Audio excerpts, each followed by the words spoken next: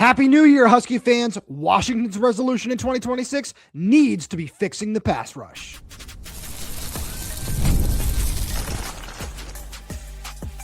You are Locked On Huskies, your daily podcast on the Washington Huskies, part of the Locked On Podcast Network, your team every day. Welcome back into another edition of the Locked On Huskies podcast. I'm Roman Tomashoff. I'm the site editor with Huskies Wire. Thanks for making this your first watch or first listen of the day, as we are part of the Locked On Podcast Network, the #1 sports podcast network. And today's episode is brought to you by Game Time. Download the Game Time app, create an account, and use code LOCKDOWNCollege for $20 off your first purchase. Just a quick reminder to all you everydayers out there, wherever you get this podcast, YouTube, Spotify, Apple Music, Amazon Music, wherever that might be, please make sure to click that subscribe button, click that little bell as well, so you never miss when we post a new show. Plus, if you're on the audio-only side of things, please make sure to leave us a 5-star review, as it does help the show out a lot. Now, I got a really fun show coming at all you everydayers out there to kick off 2026. Once again, Happy New Year. Let's talk about the 2027 class and who the first commit of the new year is going to be. We'll talk about that later on. I'm going to give you a couple more transfer names to know with the portal set to open on Friday. Just a couple of guys I'd be really interested in that I think Washington should certainly take a good look at. But, and kind of it goes hand in hand at the same time with transfer portal, right? Washington's New Year's resolution, I've got two of them, but the big one that I want to spend most of my time on here is fixing the pass rush. And it's very obvious, right? Where this past season, we saw the Huskies go out and get a whole bunch of experienced defensive linemen, especially on the interior in the transfer portal. And it certainly helped this defense as a whole take a step forward. You cannot deny that, especially when we look at the run defense.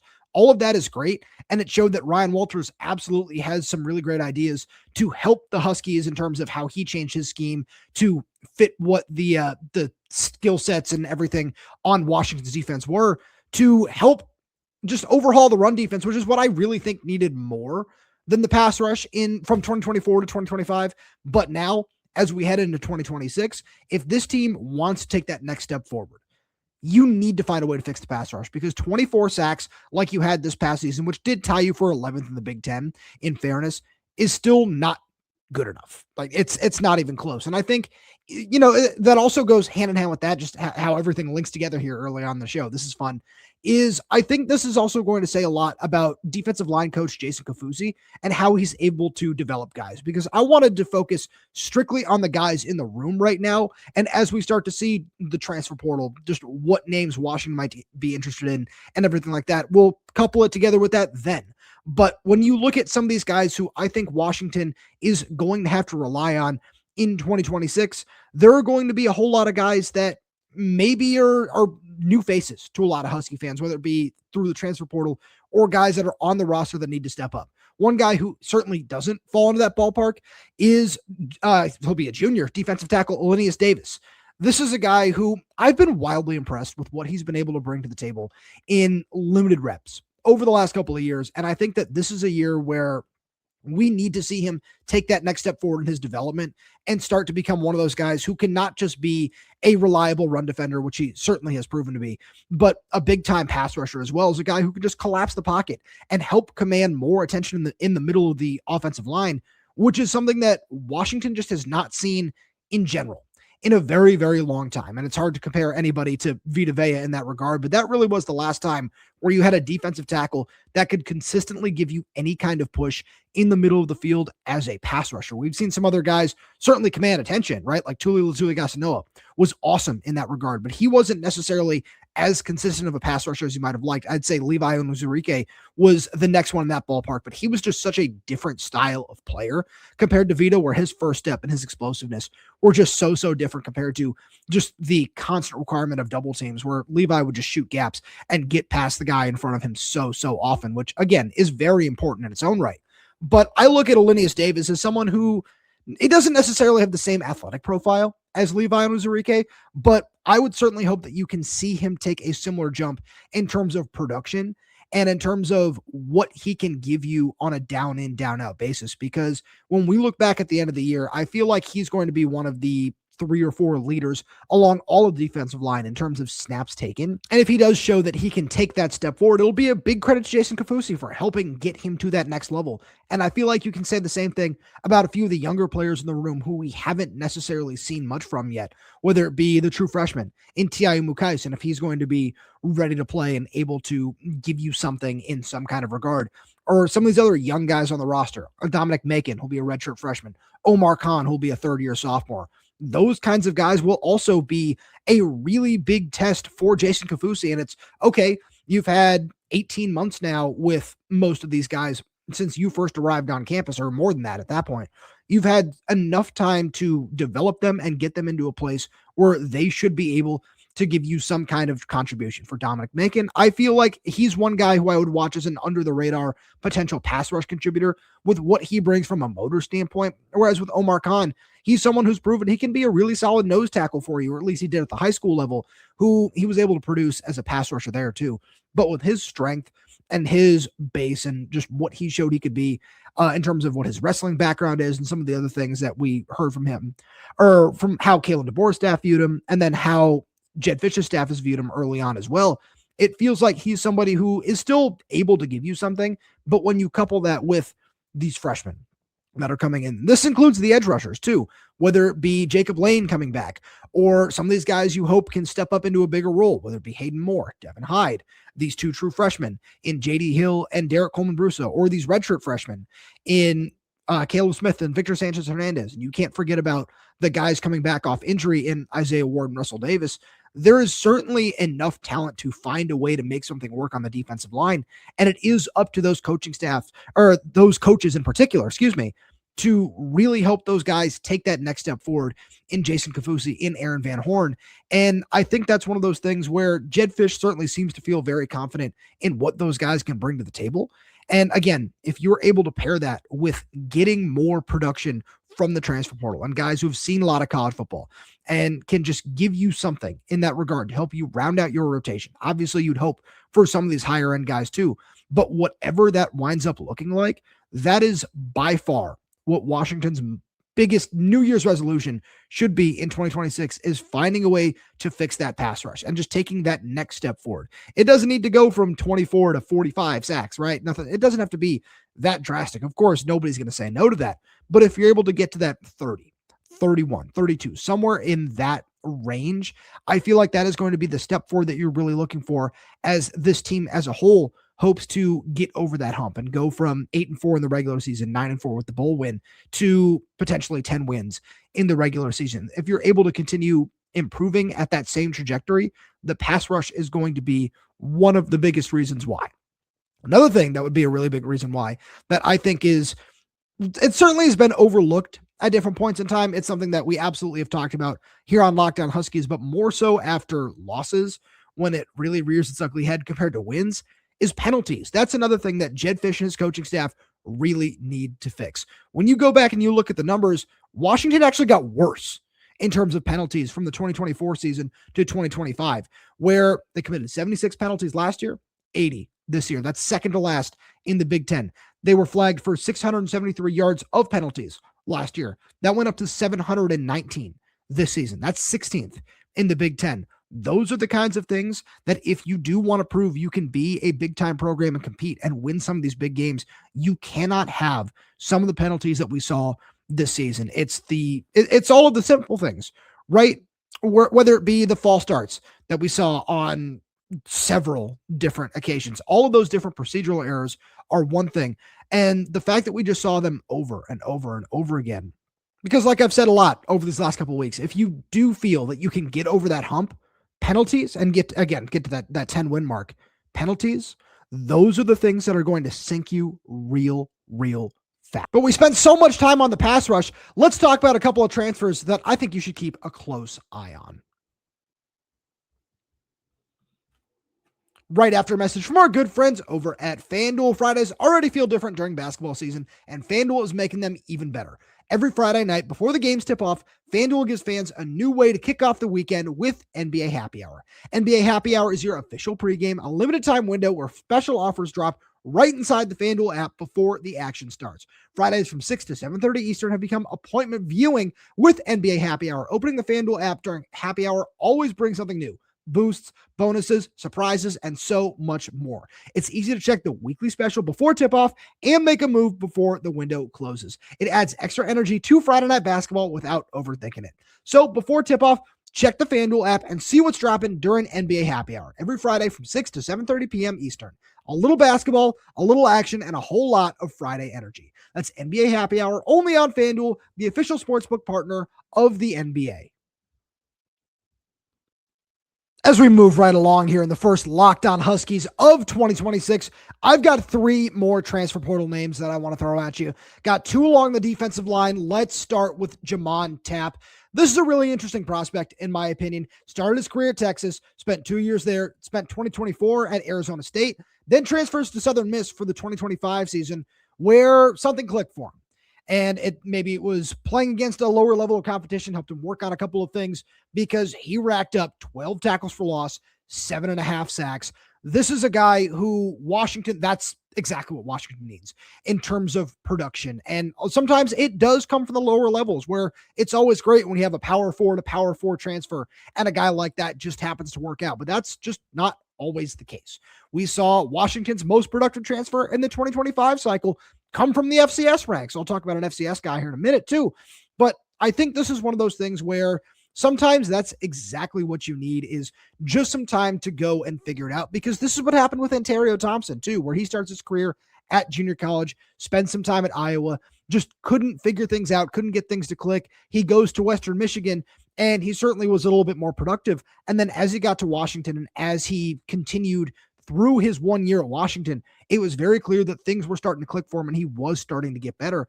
And maybe that would be the case with Jamon Tapp. And for a guy like this, who's listed at 6'3" and 275 pounds, another thing that I think would be really important in that regard is he fits that versatile, just defensive lineman mold, body type, whatever it is that you want to call it, that I think that Jedd Fisch and Ryan Walters are going to be looking for in this class, because it's something we've talked about with some of these freshmen, whether it be J.D. Hill, Derek Colman-Brusa.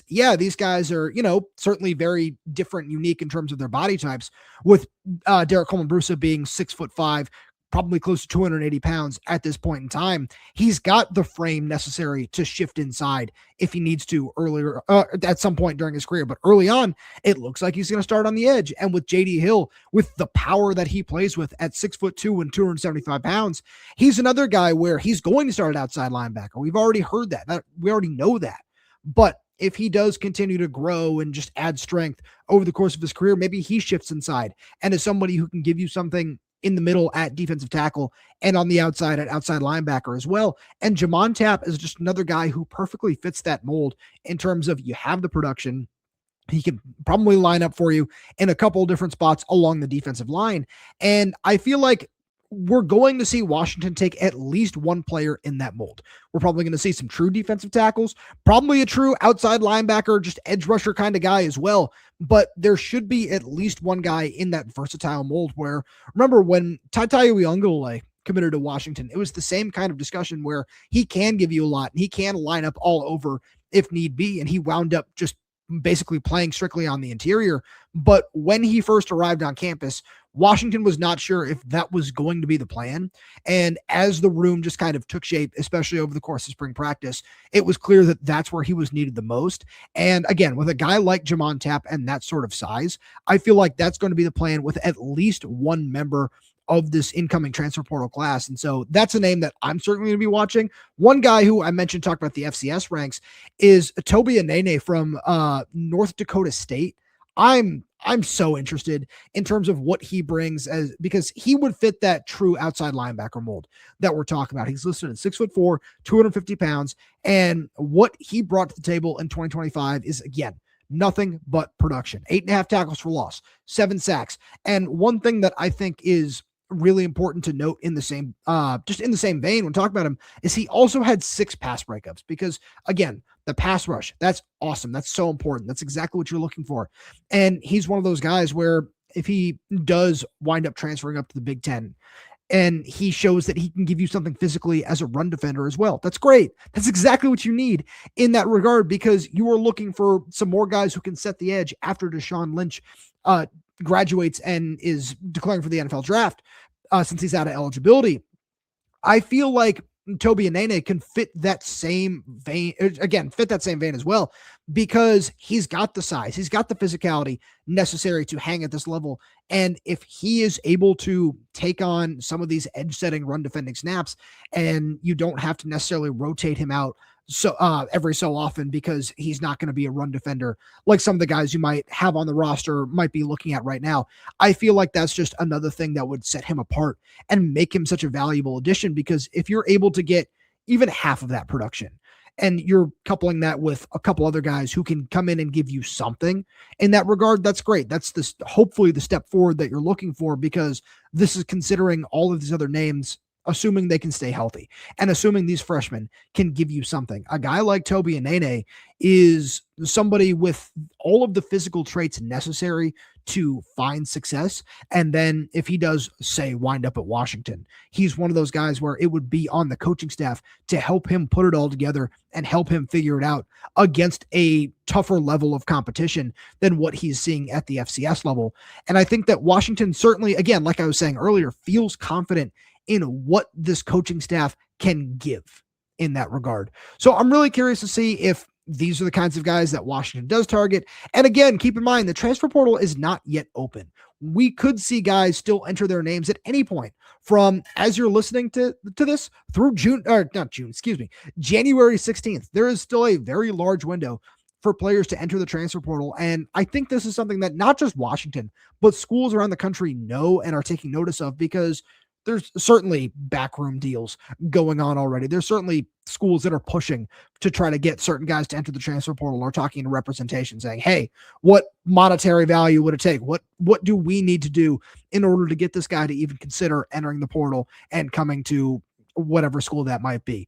So I feel like you should certainly keep that in mind if you're looking around at some of these edge rushers, some of these defensive linemen, and saying, well, where's the biggest difference maker? Where is that guy going to come from? And if you don't believe that guy is available, just keep that in mind, because one guy who I do believe can absolutely be a difference maker, and I mentioned him briefly on yesterday's show, as you every dares know, is Boston College wide receiver Reed Harris. This is a guy who can absolutely be a game changer in this Washington receivers room. And like I've been saying, it is a very full room already. And if somebody else decides to transfer out of that room over the next couple of weeks, because it just is so full, and not that competition would be too stiff, but it might just be too hard to see the field and you want to go and find a way to do that elsewhere, it would make the need for a high-end experienced wide receiver even more prevalent. And I think that Reed Harris is the perfect guy to fill that role. Last season at Boston College, he had 39 catches for 673 yards and 5 touchdowns. And I think all that is great. All that is really important, because he's listed at 6'5" and 217 pounds. This is a dude who fits this X wide receiver profile to a T. And I think that with what Jedd Fisch is going to be selling to some of these wide receivers, we can absolutely, there absolutely is a world where the Huskies can go out and get one of these high value, big name wide receivers, because over the last couple of years, we've seen them, we saw Jeremiah Hunter stay with Washington, or with his Washington commitment after Kalen DeBoer's coaching staff left. And then we go and see the Huskies bring in more of a supplemental piece in Omari Evans, who was meant to be more of a field stretcher. And early on in the season, we didn't see a whole lot of him due to an injury. And then it felt like he might have just gotten passed up by the midway point in the season by some of the younger guys in the room. But if you're able to go out and get one of these big name wide receivers who can just come in and be a target vacuum, and again, just hoover up 80, 90 targets, whatever it might be, like we've seen Denzel Boston do, like we saw Tatiro McMillan doing the same role in Jedd Fisch's offense at Arizona, I feel like that would be a really great selling point. And for a guy like Reed Harris, who Cooper Patagna, former Washington staffer who works at 247 Sports, was saying on Twitter the other day, is somebody with first round traits, and Kevin Cummings and this Husky coaching staff are able to develop him and help him realize just the full extent of his ability with the athleticism that he possesses, the body control that he does at that size, the strong hands, just everything that you want from a prototypical wide receiver in that vein. If he's able to realize all those things at Washington, it just continues on this legacy of development and getting drafted and getting to the next level that UW has been able to accrue over the last handful of years, especially at the wide receiver position. When you think about what that final year was like under Kalen DeBoer, Denzel Boston, who I don't want to say certain, but I fully believe is going to be a first round pick by the time April rolls around. All of that is so just important when it comes to continuing to build the Washington brand and helping this team take that next step and continue to level up in the Big Ten. And a guy like Reed Harris would be the perfect acquisition, where he's from Great Falls, Montana, and getting him to come back, play closer to home, play in front of more family and friends and everything like that is certainly something that I believe this coaching staff is going to be able to sell. It's certainly not going to be easy, but I think that the Huskies have that ability, and now it's a matter of finding a way to seal the deal with some of these high-end prospects, because they would certainly help you level up the roster next season. And speaking of leveling up, let's talk about where the first high school commitment might come from in the year 2026. Right after a message from our good friends over at Game Time. There's nothing like college football season, tailgates, packed stadiums, and being right there in the middle of it all. The energy, the bands, the moments you remember forever. But actually getting tickets, that part used to be frustrating with long queues, logins, and prices jumping at checkout.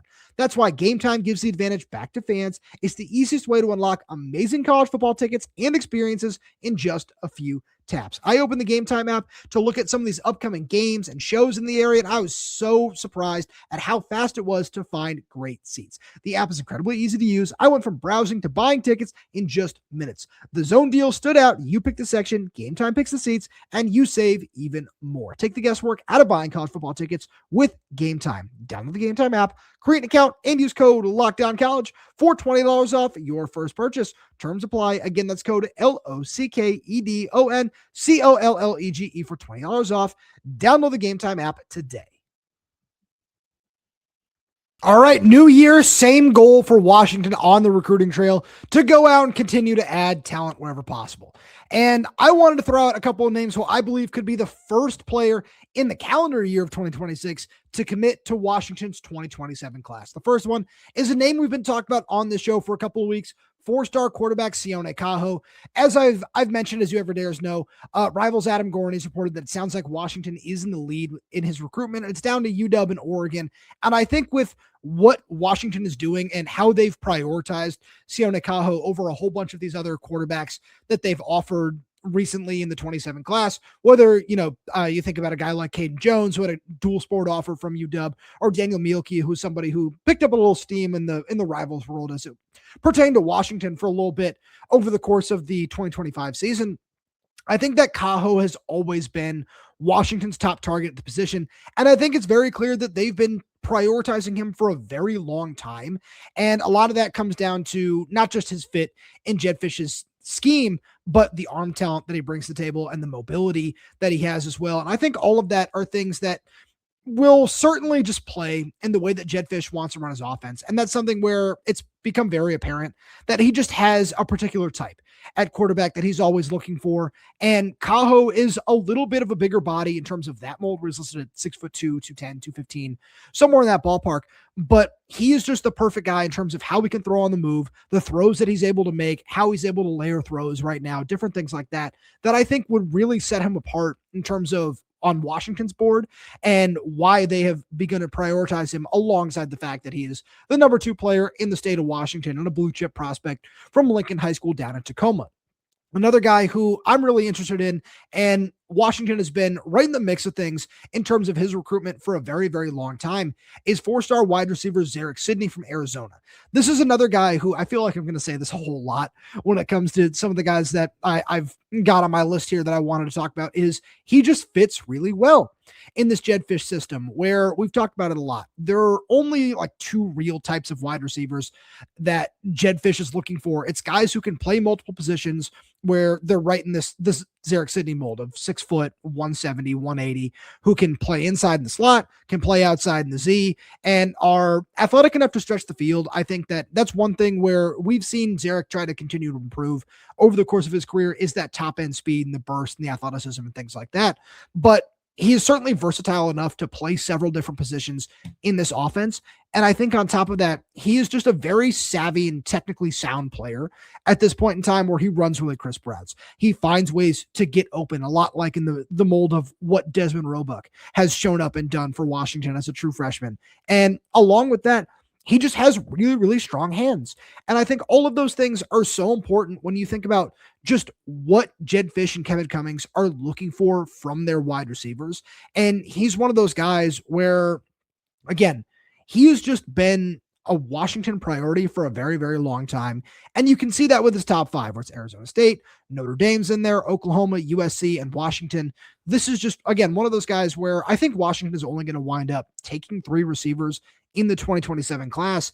And if you lock down this versatile guy that you're looking for right now, you look at what Braylon Pope brings to the table at 6'4", 205, 210. He can be an outside X receiver for you with some size. And it feels like that's what Washington is going to prioritize for that third receiver spot as well. You look at a guy like Dante Tyson, who put UW in his top 8. That's a name that I'd certainly keep an eye on.